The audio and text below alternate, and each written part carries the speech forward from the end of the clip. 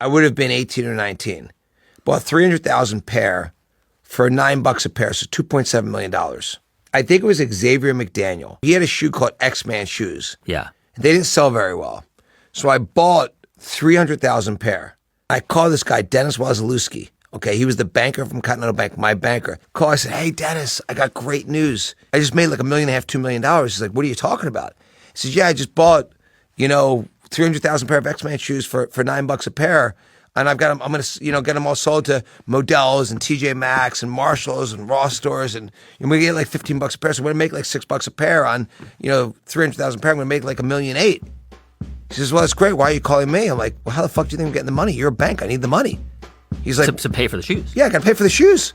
He's like, so you bought the shoes without me agreeing to lend you the money?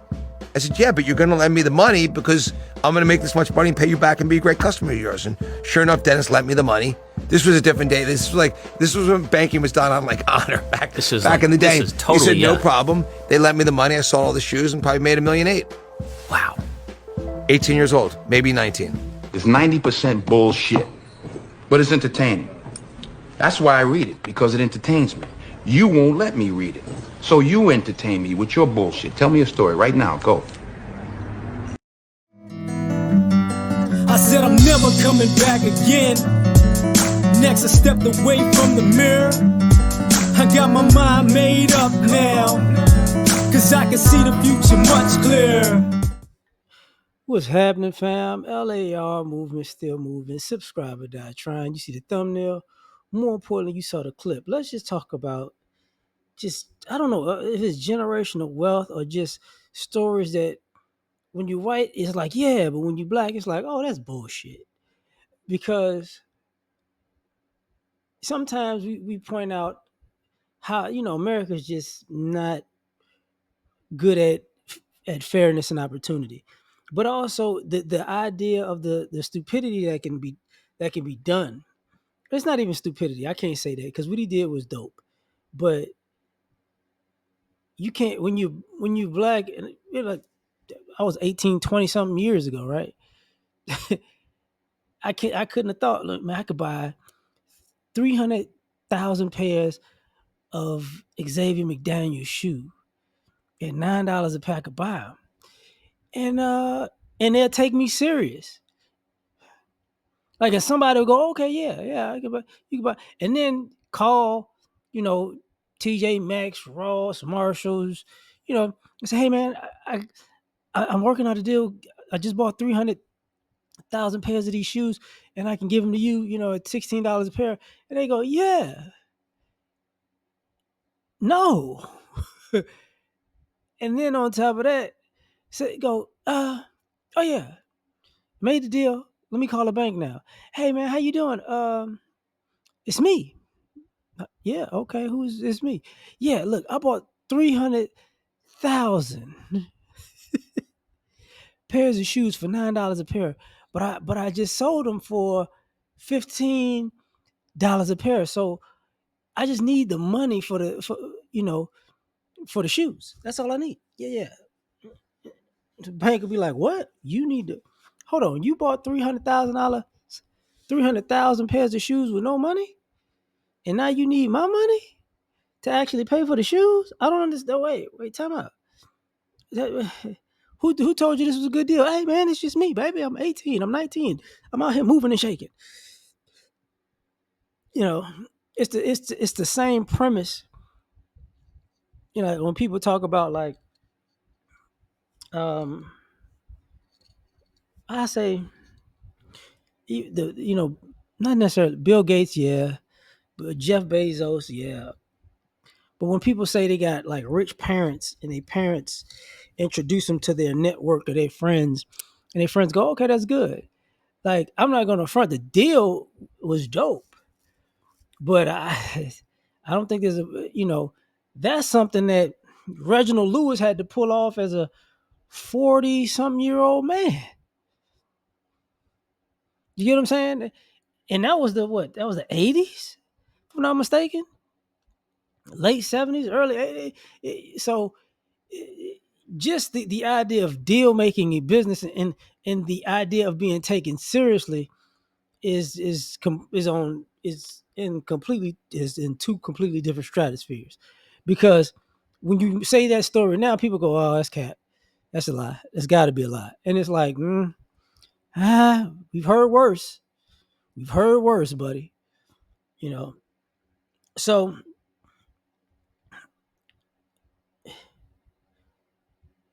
when they talk about black businesses and being able to get capital for businesses, this is what people talk about when they talk about generational wealth. This is what people are talking about. It's not the connection that's the problem. It's just the, people tell you, I need all the paperwork, I need everything, I need, and if you say I need this deal done by Thursday, well, we'll get the deal done by 2 weeks from now, and it's like, and the deal falls through.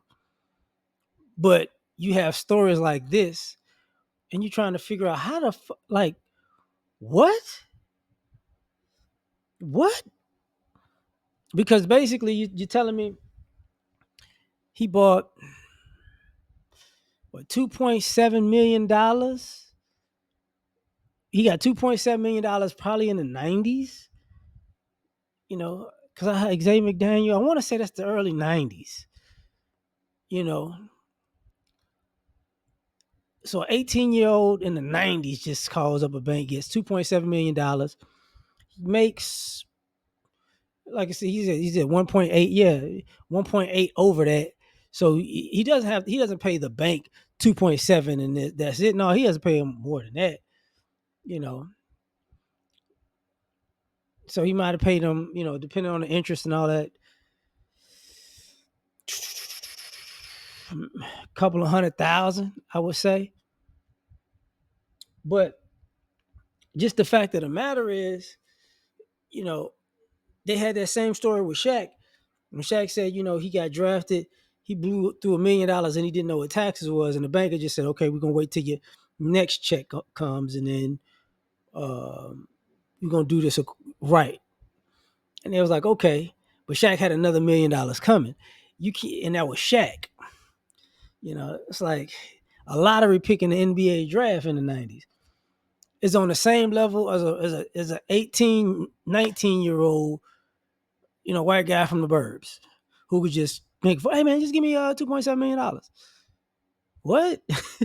Yeah, I just did this because this is the type of stuff that people will say, um, black people wouldn't even try. Why don't you don't have the guts to try this? Well, I mean, no, because it would have been a no at the 300,000. Hey, I'll buy 300,000 pairs for $9 a pair. It'd have been no then. It'd have been no right then and right there.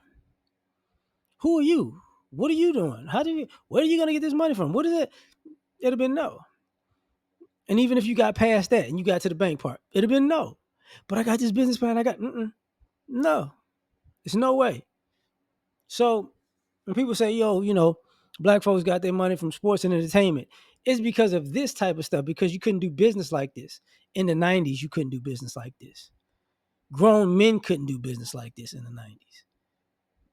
You get what I'm saying? Unless you were a multi-millionaire in the 90s. That's the only way.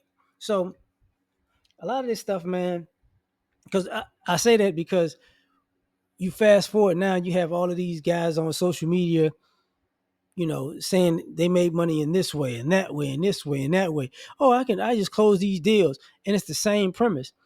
These deals that they're closing, and you black, you're like, y'all just calling up people and just saying, "Yeah, give me a bunch of money," and people are just going, "Yeah. Yeah," like sight unseen. We not really looking into this. I'll just take your word for it, buddy. Now I'm sure it's not like it was in the 90s, because he was talking about it as honor. Get the out of here. Oh, no honor. Ain't no honor in no banking. But people say what they say. But you tell me what you think, man, because I can't see it, man. That's why I think it's BS. I know it happened, but I think it's BS. Catch you on the next one. Like, share, subscribe. Catch you on the next one. Peace. All I ask is when you lay your head on that pillow at night, know I gave you everything I had.